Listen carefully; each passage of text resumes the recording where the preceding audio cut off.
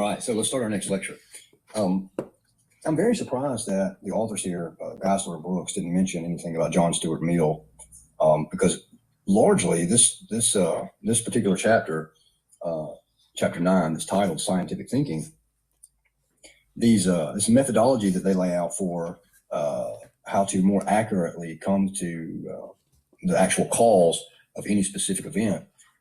This was one of John Stuart Mill's very significant contributions to logic and or philosophy in that sense. Now, of course, John Stuart Mill made a big contribution in his utilitarianism, which is, I would say, is rather terrible, not in the sense of its intellectual, the intellectual genius behind it, but just as far as the overall system, ethical system, which is, a flaw. Anyway, I digress. So back to the main point is just that I'm surprised that they didn't mention that this was these methods that they left out of this methodology that they list out here was the result of largely the work of John Stuart Mill and his contribution. You can look up that in further detail if you'd like to on, say, something like the Stanford Encyclopedia of Philosophy or the Internet Encyclopedia of Philosophy, two reputable sources on the internet. In fact, probably the only sources that, at least right now, that I can think of that I would ever recommend on the internet. So anyway, having said that, on page 149, they talk about, obviously, the types of reasoning: a priori reasoning, which is something like deduction, and a posteriori reasoning, which is more towards inductive method or abductive type method. Now, of course, by this time in the course, you understand very well deductive reasoning, and you understand very well inductive reasoning. Now, abductive reasoning is something like inference to the best explanation, where it's not, strictly speaking, inductive, meaning that you're not observing some pattern and then trying to pull something or abstract something from that pattern. More like you may see one particular event, and then based on prior knowledge, you're trying to put all of those pieces together to come to some sort of conclusion as to what may have happened. So, for instance, a murder scene, a detective that walks up on a murder scene, as J. Warner Wallace likes to point out, is abductive reasoning. So the detective walks in, he sees a knife in the floor, he sees glass shattered over here, he sees a shoe print over here, he sees this, he looks at all of these separate points of data or evidences and tries to pull them all together cumulatively to infer some explanation that makes sense of all of this quote unquote data, all of these clues, as it were. That's abductive type reasoning. So as we move through to discuss this chapter, we will see some of that at work.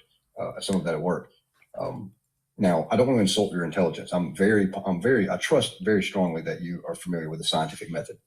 Now, of course, they just go through that. So we're not going to spend much time here discussing the scientific method because, again, I don't want to insult your intelligence. I'm sure that you are very familiar with that. And also, if you are not, then or let's say it this way, even if you are, but have perhaps forgotten some of the details of that, they do a more than adequate job here of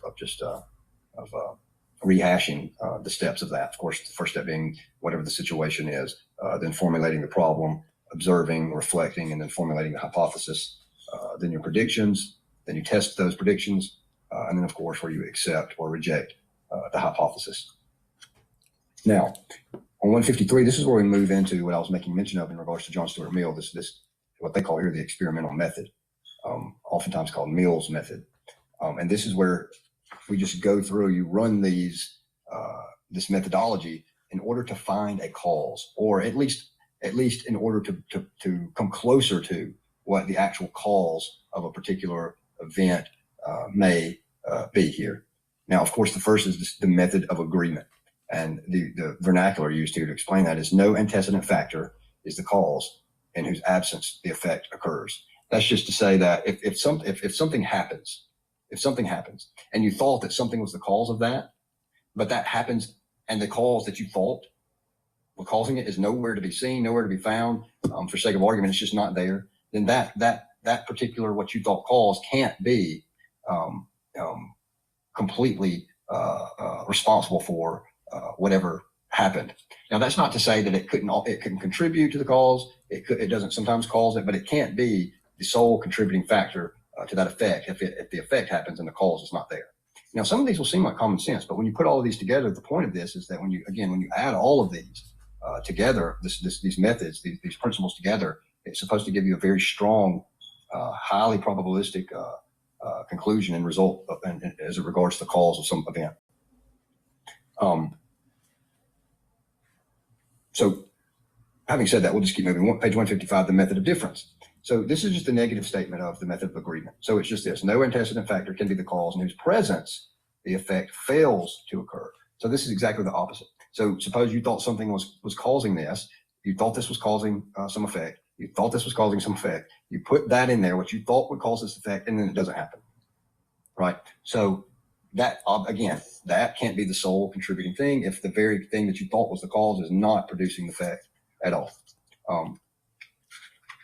Again, if you need just some more examples of that, they give at least, it looks like 4 or 5 paragraphs of where they just go into deeper explanation there.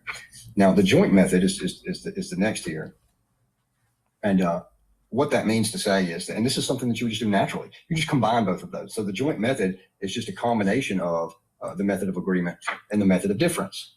So, if you're investigating some particular event and you think something is the cause, and you find that the effect happens without that cause, and let's say that you put something in that you thought was the cause and the effect doesn't happen, well, that thing, whatever it is that you're using or that you believe to be the actual cause, there must be more to the story than what you previously thought. Now, the method of concomitant variation is a little more complex, and it just talks about how some things happen in degrees.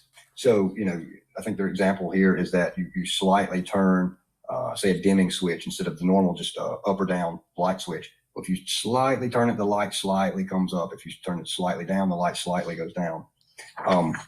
So the way that we might say that would be at the top of 158 is the antecedent factor that varies proportionately with the effect is probably the cause.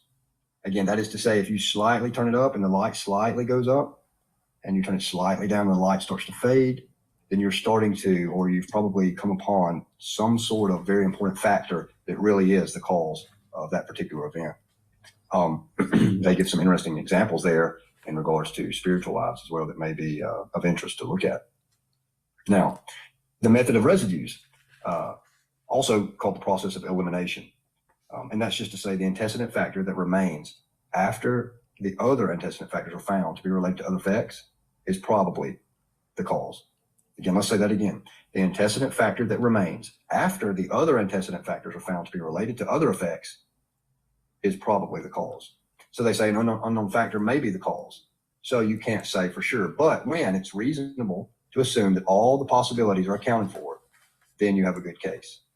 And then their example, of course, is just if the only antecedent factor remaining not attached to the other effects, food, milk, air, blah, blah, blah, whatever, is drinking water, then the public water supply is probably the cause of the public epidemic. And of course, they're probably talking about a stomach bug, something to that effect. Now, they give an example where it's become somewhat well known, I guess you could say, in theistic or Christian circles of a historian named Frank Morrison that became a believer after at least putting this one, at least, of course, not saying he didn't employ the other methods as well, but at least this method was seemed to be paramount in one of his investigative inquiries there, this process of elimination in regards to his search for the truth of Christianity. And of course, the book was Who Moved the Stone. Now, having gone through those briefly, and again, I'm trusting that you've already read those, so you've got a good understanding. This is just a rehash of what you've read. Having gone through those, we look at essentially the authors go into something of an apologetic for the intelligent design movement is what it seems like to me here. Now, I would say that obviously, if one is a believer of some sort, then there would be obviously some sort of submission to the fact that we believe that the universe and life, as we know it, was intelligently designed. Now, the nuances of that particular movement, say some sort of staunch creationism in the sense of the Earth is 6,000 years old and all these sorts of things that I don't personally subscribe to that. But in some sense, if you are a believer, you do believe that obviously God is in control and is the designer of the universe and life in the ultimate sense of the word. Now, having said that, I am confident, having known much of the work of this author here, Geyser, that I'm confident, and he is not a young Earth type creationist in the sense that the Earth is only 6,000 years old and all those sorts of things. I know that he believes in a very old Earth, roughly 6 to 8 billion years old, and then the universe, of course, being even older, somewhere between 13 and 15 billion years old. So anyway, just addressing some concerns that may be lurking in the background there that may not need to be worried about, that may be illegitimate. Having said that, the principle of causality, what they're trying to do here is just to distinguish that there's not one, science is not a discipline that is free from sub-disciplines, just like any other discipline. So philosophy, let me put it this way. So philosophy may contain both logic, which is a sub-discipline of philosophy, and epistemology, which is a sub-discipline of philosophy. And so the expert in epistemology may or may not be necessarily an expert in logic, and the logician may not be an expert in epistemology. Of course, epistemology being the philosophy of and the study of how we know things, come to know. So they're just doing that here in regards to science. So they're just saying that, wait a minute, there's operational type science, things that we work with on how the world works, how things within the world operate. And then there's things like forensic sciences, which something like the study of the evolutionary process would be more of a forensic science. Archaeology would be more of a forensic science. Crime scene work would be more of a forensic science, as opposed to a laboratory, rinse, wash, repeat, operational type science. So there's a difference there.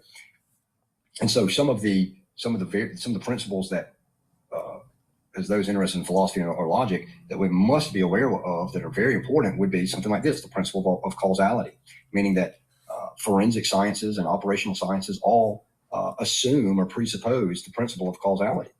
And of course, they go into elaborate on that here on page 160. And then they, of course, even point out that there sometimes is a wrong understanding of the principle of causality, meaning that some would say, oh, well, the principle of causality is that everything has a cause. Well, of course, no, that's not the claim. The claim is just that everything that begins to exist or comes to be has a cause. Or we might even refine it further and say something like this in Thomistic language. We might say something like everything or anything and everything that moves from a potential state to an actual state has some sort of cause, meaning that nothing can actualize itself. There always has to be something that actualizes a potential state to an actual state, something outside of the thing itself. So that would be something like the principle of causality. For instance, if there was no, let's look at it this way negatively. If there was no principle of causality, then science is done, right? Because science is, as I believe your authors even know that, as Francis Bacon points out, science just seems to be, quote unquote, the search for causes. How or why does this one thing do this other thing? Well, if we eliminate causes, then we eliminate science. I mean, imagine trying to form a hypothesis and then run experiments where there's no causal relationship between anything. It's just all completely chaotic, haphazard. Things happen without causes. There are things that happen with no causes. Some would try to argue that this is true on a quantum level. That's highly problematic and very controversial. And there's, in fact, we don't have time to go into that, but if that is something that interests you, there are very strong reasons to deny such a thing, both scientifically and philosophically. That is to say, deny that anything on the quantum level just happens completely haphazardly without a cause, or pops into being without a cause from nothing. Again, you can look at that in your own time if that's something that interests you. Now, the next would be on page 161, and they go into some arguments there that help to show that the principle of causality. But on page 161, the principle of uniformity, that is just to say that, as you've probably already heard, the key to understanding the past is understanding the present, meaning that the way things work now, we must assume that for the most part, generally speaking, that things have always operated that way. Otherwise, we wouldn't be able to practice any sort of forensic type science. So, for instance, if we see, again, going back to our detective example, he walks in the room and he sees some sort of weapon and then blood on the weapon. Well, we have to, in order to make any of that make sense, in order to solve the crime or use deductive reasoning, as it were, we have to rely on the fact that, well, if things happen in the past a certain way, such as that knives don't fly around rooms by themselves, or firearms don't pull their own triggers and do whatever else, that there has to be something that's similar to the past or operates exactly as it did in the past We have to assume that right now in order to come to a conclusion, a reasonable conclusion as to how this event took place. We can't postulate that, essentially just magic at this point. We have to say, well, look, how have things always worked?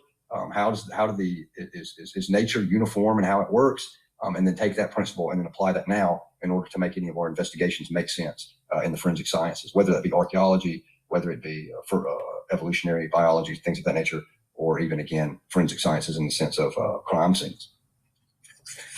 Now, flipping over and looking at, and again, they go through, again, it looks like an apologetic for some sort of intelligent design type argument there at the rest of that, explaining that, which is very interesting and needs to be taken seriously, it seems, based on the principle of uniformity. Now, the principle of comprehensiveness is just simply to say that it explains all of the relevant data. I think that's fairly self-explanatory. If something explains if a good hypothesis explains all of the relevant data, that is just to say that you don't have a good explanation for this one thing, but it doesn't explain anything else at all in regards to the event that's the event in question. If you need some help on that, I would guess that you wouldn't at all. You can read the rest of that one paragraph. But that a good hypothesis is just simply it explains all of the pertinent pieces of information in regards to your guess or your hypothesis as to what's going on in whatever event it is that you're investigating. The principle of consistency, again, first sentence, does our hypothesis contradict itself or other known facts? That is just to say, of course, you already know, being familiar with logic this far in the course, that the contradictions can't possibly be both true at the same time and in the same sense. So there's that, but then there's also, we want to make sure that our hypothesis is consistent with what we already know. That is to say, does it fly in the face of reliable truths or theories, or of course, does it fly in the face of logic? And we try to avoid hypotheses that, generally speaking, that completely defy everything else that we know. That seems to be self-explanatory. Now, again, we say generally speaking because we want to be careful. There sometimes are hypotheses and things that we find out that call us to alter what we may have previously thought we knew. But as a general statement, again, looking at our crime scene, we can't say that knives all of a sudden fly around the rooms by themselves, because that would radically violate, among other things, it would radically violate the principle of consistency, knowing that in the past, not only did they not do that, but I don't assume that they'll do that, 5 minutes from now either. I'm not being consistent at all. Now, the differences in scientific studies of the origin and those of the operation, I think is a very good distinction that we want to keep in mind there. So earlier we said it's something like this: forensic type sciences or operational sciences, and then investigative scientists, where we're really relying more on these philosophical principles, like the principle of uniformity, the principle of consistency, comprehensiveness, things like that. We want to make sure that we're not using science in a kind of a lazy catch-all term, as if they all operate the same. Just like even within the realm of philosophy, all of these subdisciplines don't operate in the same manner. They have to be taken into account. Now, if I'm not mistaken, and of course, we'll know this next week. Okay, so we do actually have at least another chapter here before we move into our Peter Kreeft text. And then we'll go into a couple more fallacies, which to me are the most interesting and quote unquote favorite of things when we talk about logic.